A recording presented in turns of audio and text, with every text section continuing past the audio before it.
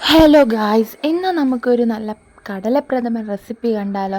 അതിന് വേണ്ടിയിട്ട് ഒരു 1/4 കിലോ ഞങ്ങളിവിടെ 3 പേരായതുകൊണ്ട് 1/4 കിലോ കടല എടുത്ത് 1 മണിക്കൂർ കോരാനിട്ടതിന് ശേഷം അതിനെ നമ്മൾ കുക്കറിൽ വേവിക്കാനിടണം. ആ സമയം കൊണ്ട് നമ്മളൊരു നല്ല പച്ച തേങ്ങ 2 നന്നായിട്ട് ചിരകി എടുത്തതിന് ശേഷം അതിനെ ഇതേപോലെ മിക്സി ജാറിൽ കുറച്ച് വെള്ളവും ചേർത്ത് നന്നായിട്ട് അരിച്ച് പിഴിഞ്ഞെടുക്കുമ്പോൾ പാൽ കിട്ടും. അപ്പോൾ ഈ എടുത്തതാണ് 1-ാം പാൽ. അതിനുശേഷം നമ്മൾ വീണ്ടും അതിൽ കുറച്ച് വെള്ളവും കൂടെ ചേർത്ത് കൈകൊണ്ട് നന്നായിട്ട് പിഴിഞ്ഞ് എടുത്തിട്ട് 2-ാം പാൽ കിട്ടും. അപ്പോൾ അതും എടുത്ത് അങ്ങനെ 3 പാലെടുക്കണം.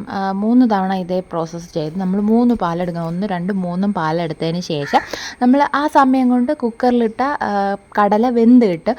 ആ കടല നമ്മൾ നന്നായിട്ട് സ്മാഷ് ചെയ്ത് ഉടച്ചെടുക്കണം. എന്നിട്ട് നമ്മൾ പായസത്തിന് ആവശ്യമായി ഇപ്പം 1/4 കിലോ കടലയ്ക്ക് 1/2 കിലോ അല്ലെങ്കിൽ 3/4 കിലോ ശർക്കര. ആ ശർക്കര നന്നായിട്ട് ഇടിച്ച് പരുവാക്കിയിട്ട് നമ്മൾ പായസം വയ്ക്കാനുള്ള പാത്രത്തിൽ കുറച്ച് നെയ്യ് ഒഴിച്ച് ഈ ശർക്കര അതിലിട്ട് നന്നായിട്ട് ഉരുക്കിയെടുക്കണം. എന്നിട്ട് നമ്മൾ ആവശ്യത്തിന് കുറച്ച് ചവ്വരിയും കൂടെ അതിലിട്ട് കൊടുത്ത് നന്നായിട്ട് അത് ഉരുവി വന്നതിന് ശേഷം ആ ഉരുവി വരുന്ന സമയത്ത് ചവ്വരി അതിൽ കിടന്ന് നന്നായിട്ട് വെന്തോളും. എന്നിട്ട് ഈ കടലയും കൂടെ ചേർത്ത് നന്നായിട്ട് മിക്സ് ചെയ്തത് ഇങ്ങനെ പൊട്ടി ദേഹത്തൊക്കെ തെറിക്കും. എന്നിട്ട് നമ്മൾ ഏറ്റവും ഫസ്റ്റ് ഒഴിക്കാനുള്ളത് 3-ാമത്തെ, അതായത് ലാസ്റ്റ് പിഴിഞ്ഞെടുത്ത പാലൊഴിച്ച് നന്നായിട്ട് മിക്സ് ചെയ്തതിന് ശേഷം അടുത്ത് നമ്മൾ 2-ാമത്തെ പാലൊഴിക്കണം. നന്നായിട്ട് മിക്സ് ചെയ്ത് ഇളക്കി തിളച്ച് വന്നതിന് ശേഷം 2-ാം പാലൊഴിക്കണം. അങ്ങനെ തിളച്ച് വരുമ്പോഴത്തേക്കും നമ്മൾ അതിലെന്തോന്ന് വേണം, കുറച്ച് ഒരു 3-4-5 ഏലക്ക എടുത്ത്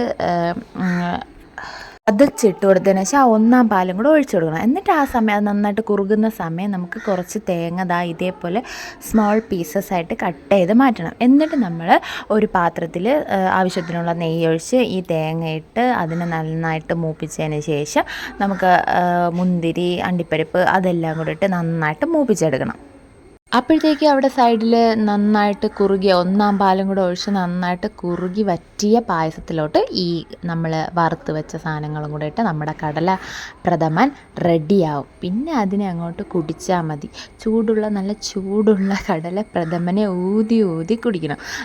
തിളച്ച ചായ ഇങ്ങനെ ഊതി കുടിക്കാനായിരുന്നു ഗുപ്തന് ഇഷ്ടം എന്ന് പറയുന്നത് പോലെ ആ തിളച്ച ചായ എടുത്ത് അണ്ണാക്കിൽ കമത്താൻ പറ്റില്ലല്ലോ. അപ്പോൾ പിന്നെ വീഡിയോ ഇഷ്ടപ്പെട്ടാൽ ലൈക്ക് ചെയ്യാനും ചാനൽ സബ്സ്ക്രൈബ് ചെയ്തിട്ടില്ലെങ്കിൽ ചെയ്യാനും മറക്കണ്ട.